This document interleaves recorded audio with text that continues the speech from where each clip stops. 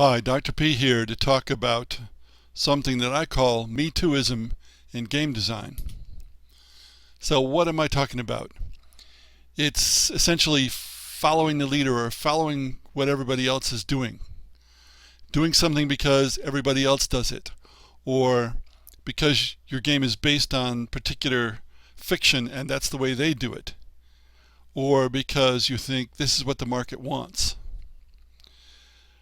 I think this is generally a bad idea, especially if you follow my motto of simplifying a game, which is a designer knows he has achieved perfection not when there is nothing left to add, but when there is nothing left to take away.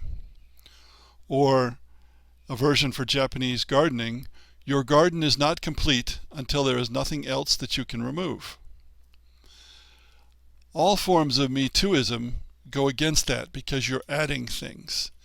You're putting things in there that might not fit the game, but you think they should be there for other reasons.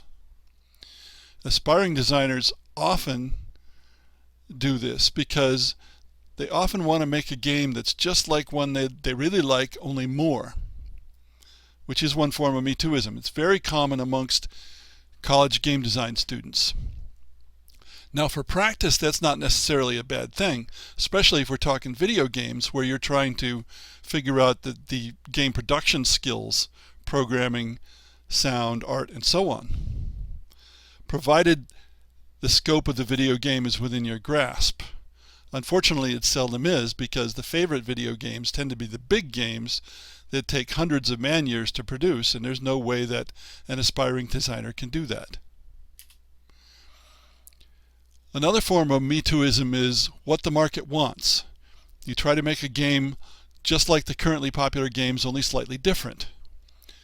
And what you usually end up getting is a soulless mess. Why is that? Well, one, you're not doing what you really want to do.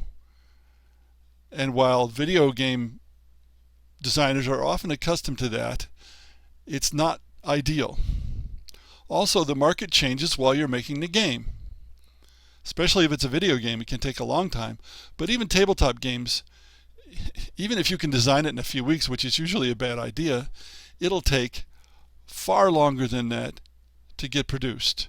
1.5 to 3 years in many cases. It's also true that what's currently popular isn't necessarily actually good. It can be much like a fad. It's popular right now and then it'll fade away quickly. So designing what the market wants generally isn't a good idea. Yes, you have to pay attention to who your target market is, but you don't want to string together a list of features and say this is what we're going to do because this is what the market wants. Another form of Me-too-ism is feature creep. You keep adding things to a game because there are features that are popular and you think your game will be better off if those features are in your game. But often they don't really have a place in the game. They don't fit. They're not harmonious in the game. Now marketers especially like to persuade game producers to put additional features in a game. They don't know game design. They don't really understand what's happening.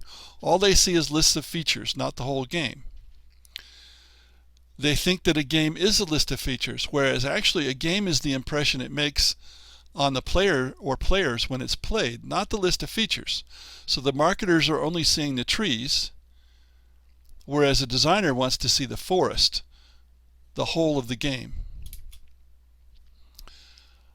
Feature Me-too-ism, that can adopt certain ways of doing things even though it isn't necessarily feature creep because you're replacing one feature with another. For example, the use of hex boards in 4X tabletop board games, and that follows Catan and Twilight Imperium. And yet when you think about it, it makes for really odd shaped areas of space, and is no better when you have exploration than having a board that doesn't change itself, but you put exploration pieces on it, and then as people explore, what results is a very different board from the original base board. And you could ask yourself, which is cheaper? I don't know.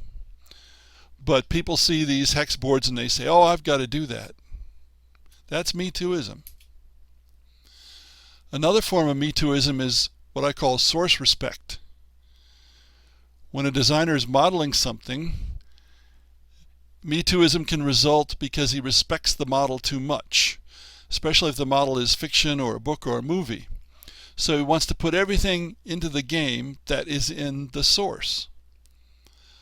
As an example, a tabletop space war game that has scouts in it because Masters of Orion had scouts in it, even though the scouts don't fit in the new game at all.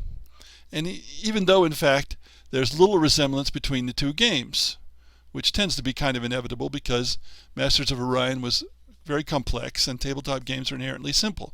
But I've seen this exact example from game designers. Now, what are some ways to avoid source Me-too-ism? Think of a model and a context for a game, and then add mechanics to suit that model. Don't start with the specifics of a particular game or a particular fiction.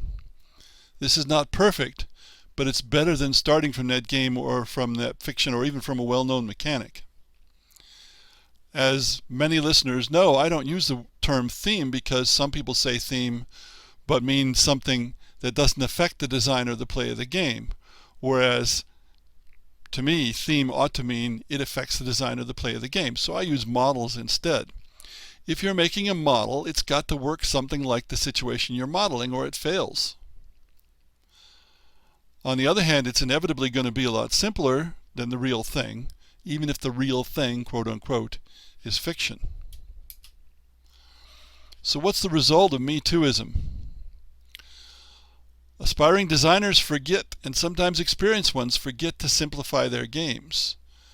Fortunately, Me-too-ism that just adds a few features here and there may not be harmful so much as blah, not ideal, not harmonic. Especially in puzzle games, you might add complexity in order to make the puzzle more difficult. Feature Me-too-ism is particularly more blah than harmful, provided the designer is keeping things simple. But it will be a better game without Me-too-ism. It will always be a better game without Me-too-ism, whatever form of Me-too-ism we're talking about. I think of game design sometimes like military command. In military terms, every unit must be doing something necessary, important to the overall success of the force, or if it isn't, it has to be made to do that. Why would you have one that wasn't doing something necessary? In game design, every rule or mechanic, every asset in the game has to be doing something necessary and important to the overall success of the game. Otherwise, get rid of it. It doesn't matter if it was your original notion. It doesn't matter if you like it.